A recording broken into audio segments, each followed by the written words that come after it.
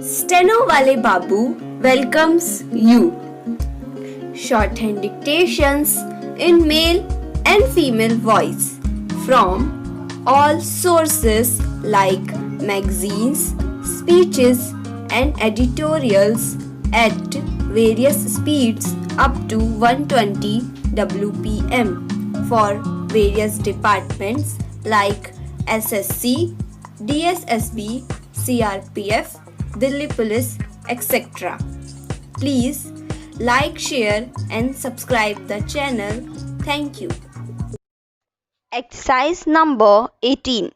11 days ago, on International Women's Day, we reaffirmed our commitment to the economic empowerment of our sisters and mothers. Today, I am happy to announce that for the poorest women, substantial progress is being made to provide them financial security. Educating girls is the most valuable investment that any country can make in its future. I am delighted to know that the specially designed insurance scheme that guarantees funds for education has also started functioning well. On August 15 last year, I had told my fellow citizens that my government would launch two new insurance schemes for the benefit of the women of the country now. The first would provide funds for girls to complete their education if they lost either of their parents. The second would provide an income to women who lost their husbands or who became disabled. I had said that these schemes would be operational on Diwali. Thanks to the hard work done by General Insurance Corporation and its four subsidiaries, this deadline was met. Today, more than 100,000 policies have already been sold. Friends, Bharat Ratna Dr. Amartya Sen, who won the last year's Nobel Prize for Economics, has long said that government must invest much more in the social sector and that education for all is the first priority of every developing country. These are my beliefs too. While the provision of education is the responsibility of the states, the center can and must do everything possible to assist them in fulfilling this obligation. The new scheme is one step forward, by the center is contributing its might. This scheme recognizes the reality of rural India, where the provision of education to children, especially to girls, is not always the first priority of parents, and even less so if the breadwinner of the family passes away, leaving the family dependent on others. Girls are always the first to be taken out of school and put into other work. The new scheme will hopefully change this, as it will provide money to let them continue their education. Thus, while it is the states who have to increase the supply of education, this scheme will increase the demand for education. I would like the states to be prepared to meet this demand by suitably upgrading their educational infrastructure. They should open new schools to provide education to girls in the respective states now. These schemes shall in a long way provide a lot of social security to the families and women in general. Many widows are not treated well in our society. They lose their financial security.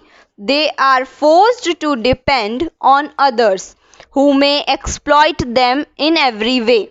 The same also applies to self employed women who, if they are disabled and hence cannot earn anymore, become dependent on others.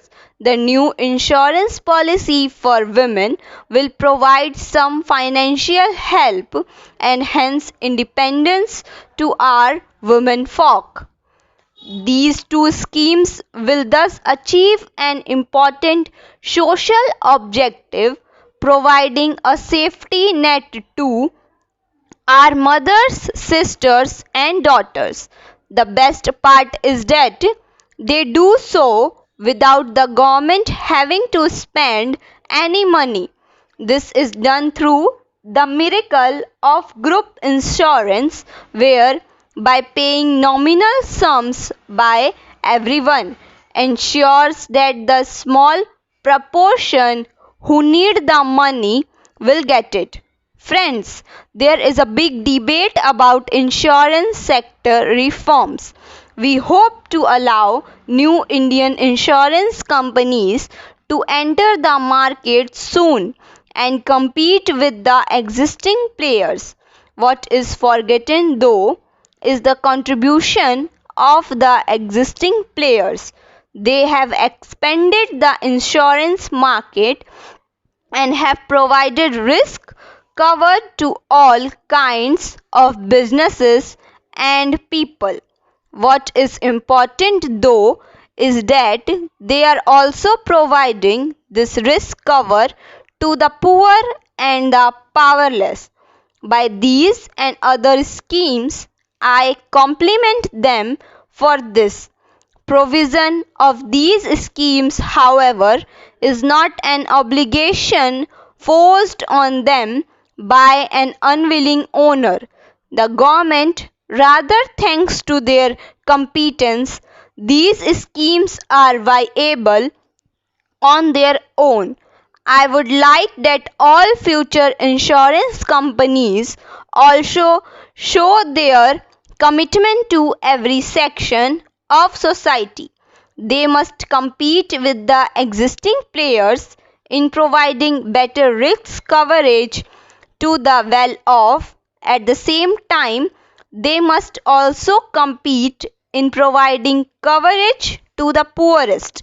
Making new insurance schemes a success will, however, require the participation of the state government in a big way. They can and must take coverage of their residents in a larger way. For instance, every Gram Panchayat can insure all its girls and women, and so can every municipality. This will earn them a discount. Insuring 1 crore girls will cost only rupees 8 to 14 crore a year, which every state can afford. Insuring 1 crore women will cost only rupees 5 to 6 crore, which again every state can afford.